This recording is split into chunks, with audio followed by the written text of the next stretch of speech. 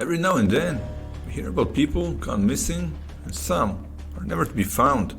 However, the people in this video are wanted for questioning or a crime they are suspected of, yet have gone missing and never found to this day.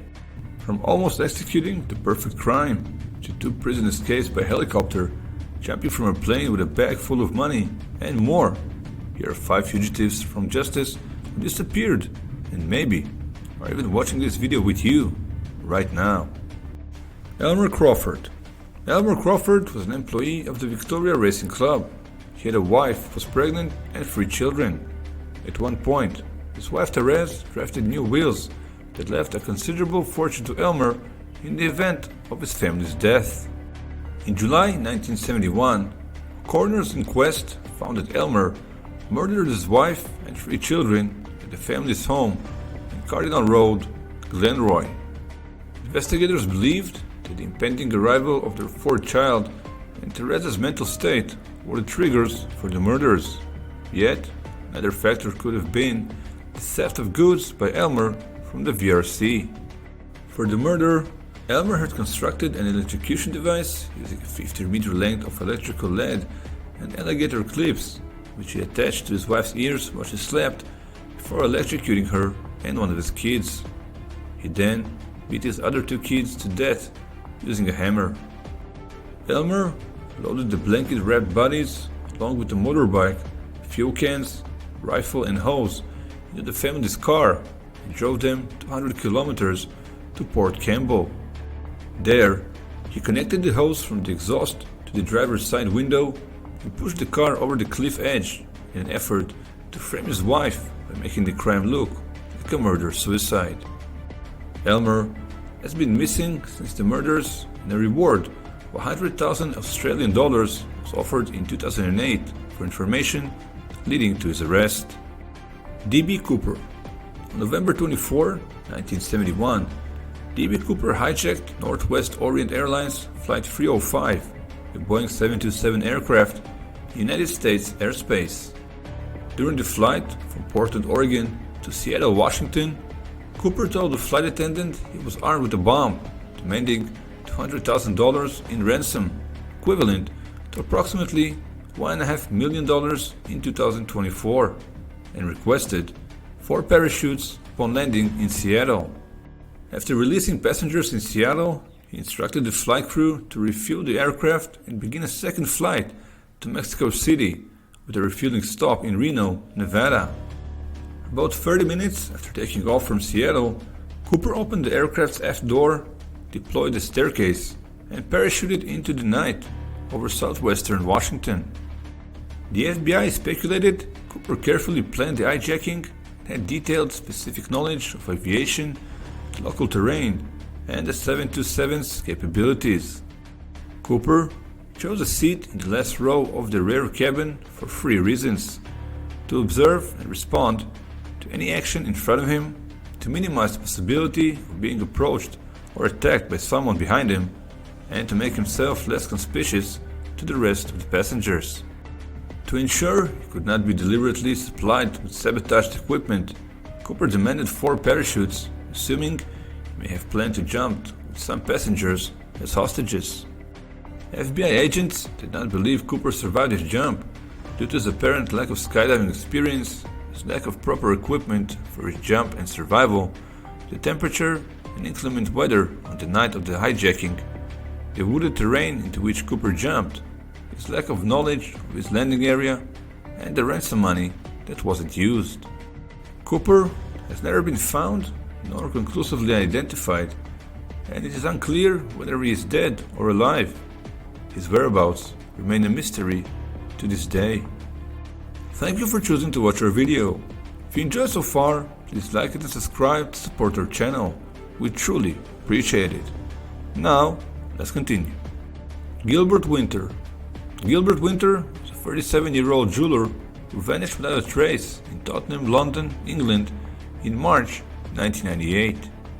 Winter worked as an enforcer for the Addams Family Crime Syndicate.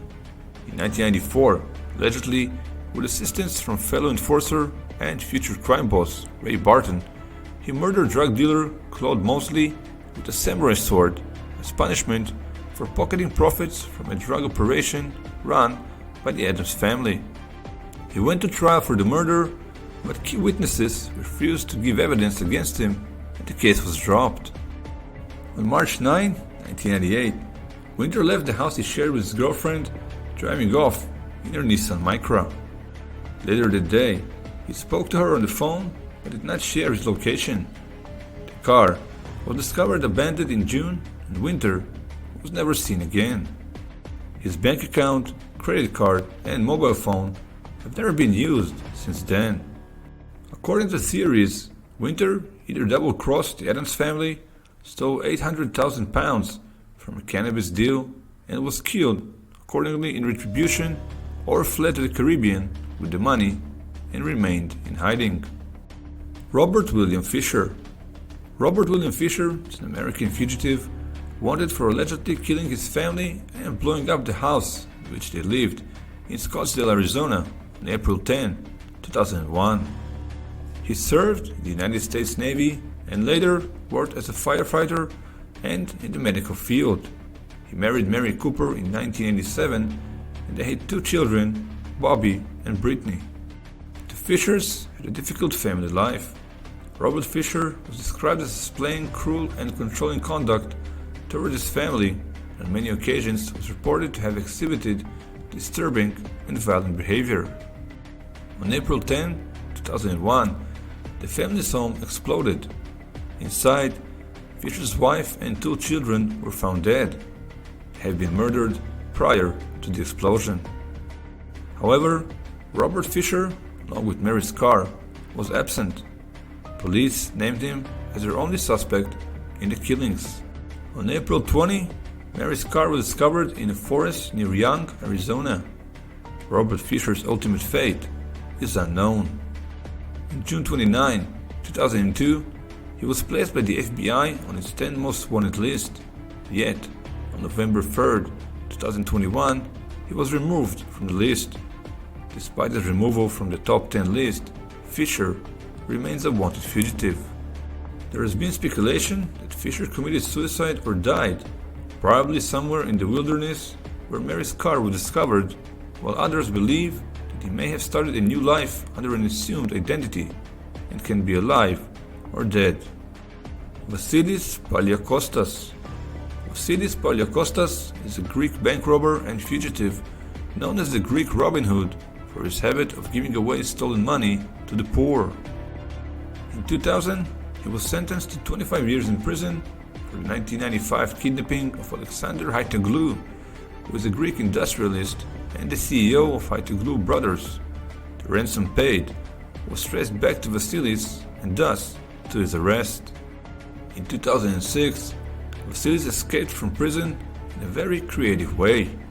On the afternoon of June 4, 2006, while serving a sentence, 2 accomplices hired a trip on a sightseeing helicopter from Agios Kosmas, a coastal suburb in Athens. They hijacked the helicopter using a pistol and hand grenade and forced the pilot to fly to the prison. When the helicopter arrived, guards believed the helicopter was a visit from prison inspectors. The helicopter flew the prisoners, including Vassilis, to a cemetery nearby, where they transferred to motorcycles and fled from there. Vassilis was recaptured 2 years later on August 2, 2008 in Saloniki. However, in 2002 came his second prison escape, and again using a helicopter. On the afternoon of February 22, 2009, Vassilis, along with his cellmate Alket Rizai, climbed a rope ladder thrown to them by a female passenger in the helicopter as it flew over the prison courtyard. Guards on the ground opened fire and the woman fired back with an automatic rifle. The pilot was bound and gagged with a hood over his head. He told police the helicopter was chartered by a couple who had chartered the helicopter a number of times in the previous weeks, with the woman claiming to be a businesswoman. The pilot claimed that he had been forced to take part in the escape, that both Vassilis and Rizai continued in a getaway car. Vassilis is still at large with a €1 million bounty placed on him for information leading to his arrest. As for his accomplice, Alket Rizai, he was rearrested in November 2009. Thank you for watching. If you enjoyed our video, click on the video to the right, as I guarantee you'll enjoy it as well. Don't forget to like and subscribe to support our channel, and I'll see you in the next video.